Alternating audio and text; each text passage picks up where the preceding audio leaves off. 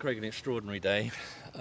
Great one for you to start with. What was the secret of bowling on that pitch today? I think it was obviously, I felt I bowled pretty well all year. I haven't really had the rewards wickets wise, and today obviously it sort of went my way and they sort of nicked it and we caught them, and yeah, it was one of those. It did a little bit throughout the day, but didn't feel like it was too much. That you showed when batters applied themselves that you could actually score runs, and there was 470 runs in the day, so it's not like it's a minefield. It's just there's a little bit there and you have to apply yourselves with the bat. It did turn a little bit though, especially towards the end of the day, didn't it? Which is encouraging for you tomorrow, but is that a cause for concern in a way? I don't think it turned much. It was obviously, there was a little bit of spin. Obviously the last wicket with Leachy's, it's almost the ball before it spun, that one's obviously stayed straight, so I think that's the inconsistency of it, which obviously that's what played into Leachy's hands there. So it's I don't think it's excessive. It's just there's a little bit in it for the surface, and you have to apply yourselves with the bat.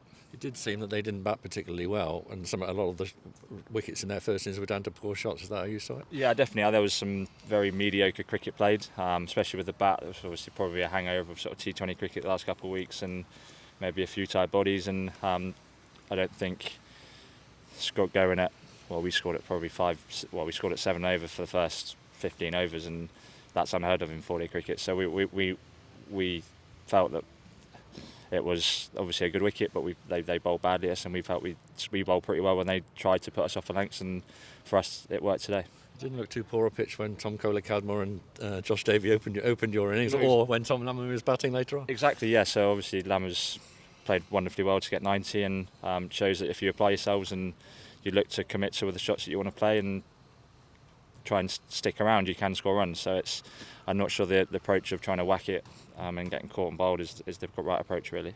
So what does tomorrow hold, do you think? It's probably going to be difficult. Obviously the heavy roller's been on it, and I think we saw from when we were bowling, sort of as the ball got older, it did less for the seamers, and obviously there's a little bit of spin there for that, but it's not consistent, which is obviously great news for us, because you can beat both sides of the bat, so which is nice, and hopefully we can hopefully don't have to bat again, but I'm sure they'll provide us sort of sternest resistance. We know they're a good side, and we'll try and chase the runs. 100-run lead, that's pretty substantial though on a pitch like this, isn't it? Yeah, well, yeah. Obviously, Taunton generally goes flatter, doesn't it? So we know that we're going to have to get stuck in and try and get another couple of early wickets, and then put them under pressure. And we know as you get the heavy roller on Taunton, it does get better. So we know we're going to have to be on it from ball one tomorrow.